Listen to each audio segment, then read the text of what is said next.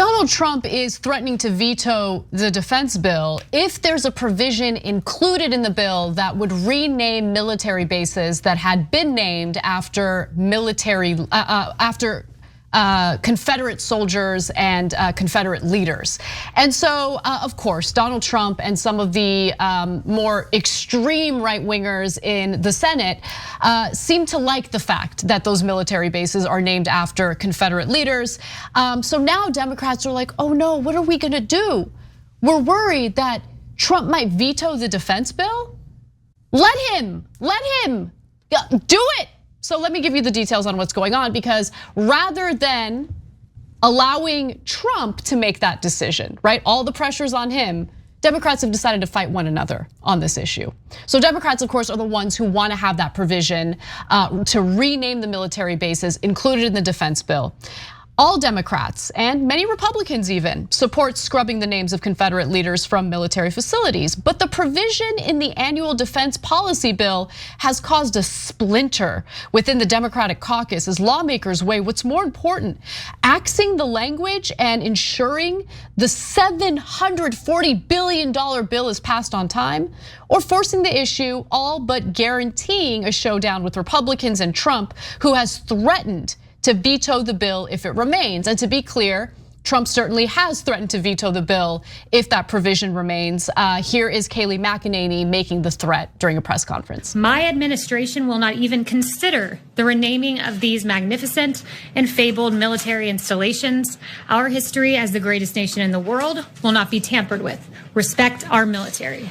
The president will not be signing legislation that renames America's forts. So Democrats should call his bluff. They should call his bluff. But instead, they're worried about people like, of course, Donald Trump and Senator Jim Inhofe, who also said that he agrees with Donald Trump and does not want to rename these military bases. Democrats have just a couple of weeks to reconcile their differences in the waning days of this Congress, or risk breaking a nearly 6-decade streak of sending an annual defense policy bill to the president's desk.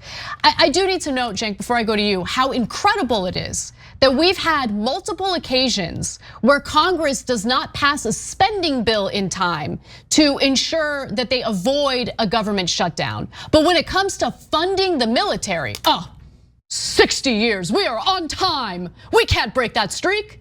It's amazing and pathetic. So yes, when it comes to providing healthcare, there is no streak to break. That they're not interested in at all.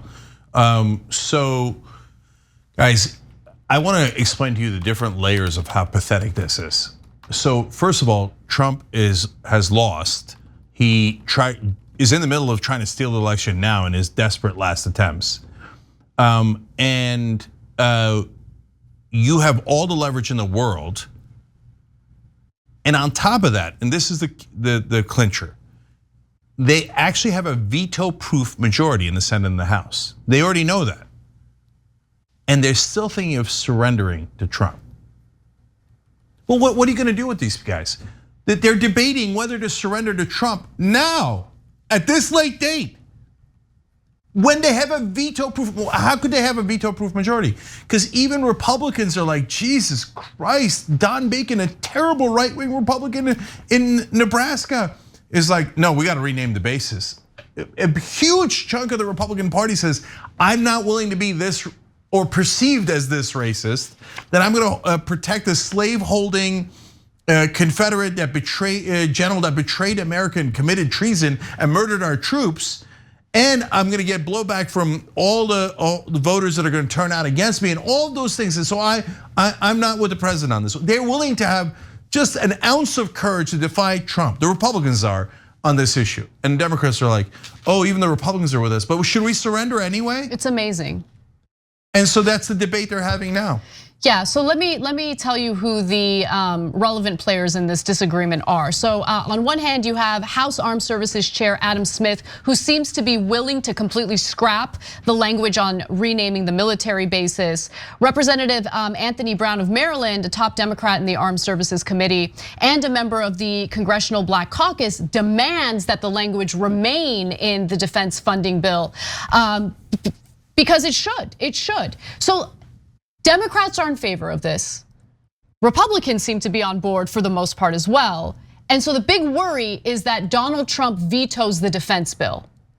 Well, then if you're Democrats, if you're worried about your donors, because I really think that's what's at play here behind the scenes, wouldn't your donors be more upset at Donald Trump vetoing the bill? The ball is in his court. So if he's gonna veto, let him veto.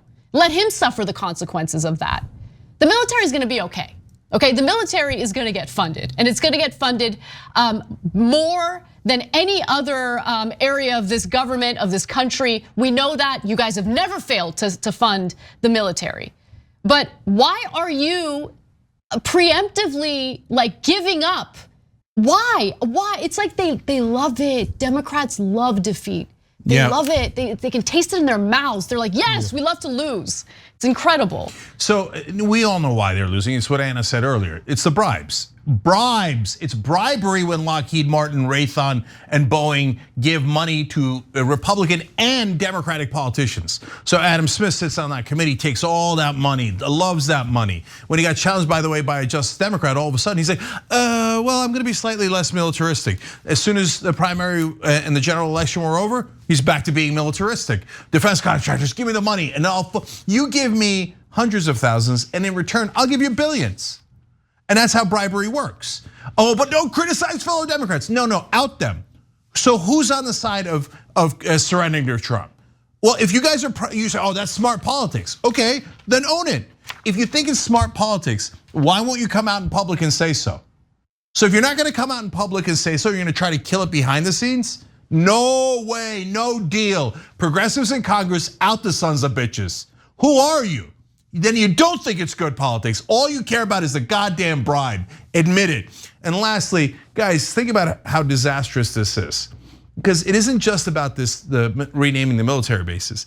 That means if they can't fight Republicans, even when they have a veto-proof majority, that means for the next 4 years, they're never going to fight them. Pathetic. Thanks for watching The Young Turks. Really appreciate it. Another way to show support is through YouTube memberships. You'll get to interact with us more. There's live chat emojis, badges.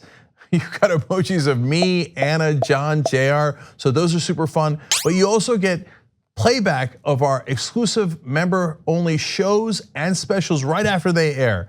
So all of that, all you gotta do is click that join button right underneath the video. Thank you.